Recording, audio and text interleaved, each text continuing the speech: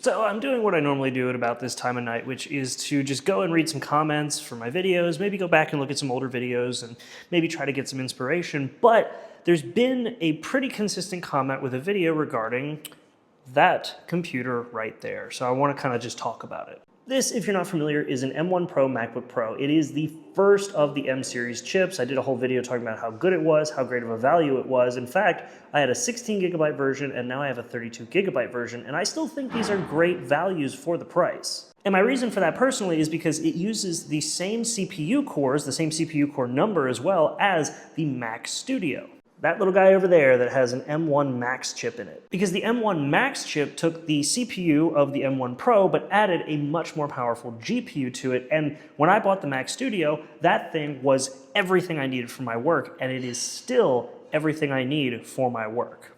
And guess what? The exact same thing applies to the MacBook Pro. But in the video where I was talking about how good of a deal these are, a lot of people were commenting about how this is an M1, so it's not going to get that many more updates. A lot of people put a number to it, like it's only going to get 1 more year of updates, 2 more years of updates, and that's just factually incorrect.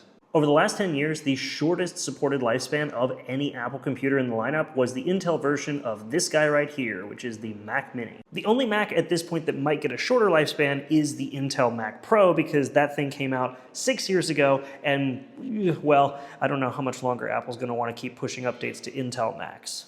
But the average support life of an Apple computer is 8 years of full OS updates and 10 years of security updates. And when it comes to these M series computers like the M1 Max Mac Studio and of course the M1 Pro MacBook Pro and literally any M1 chip, we haven't seen an end of life for these computers, and with the way that these things are going, they are still running strong. I just edited a 20-minute 4K 30 FPS video with tons of layers, tons of effects, the whole 9 yards with color grading, and it didn't waver. That's on the laptop. The Mac Studio would have had even less of a problem, which was already 0. Now, to be fair, if I were to make the argument today about a good value computer, I would say that the M2s have come down in price enough that, yeah, those might be worth getting over the M1s. But if you do buy yourself an M1 series computer, the M1 Pro, Max, standard M1 even, don't believe all the comments telling you that you're only going to get 1 year of software updates after you spend all this money on the computer.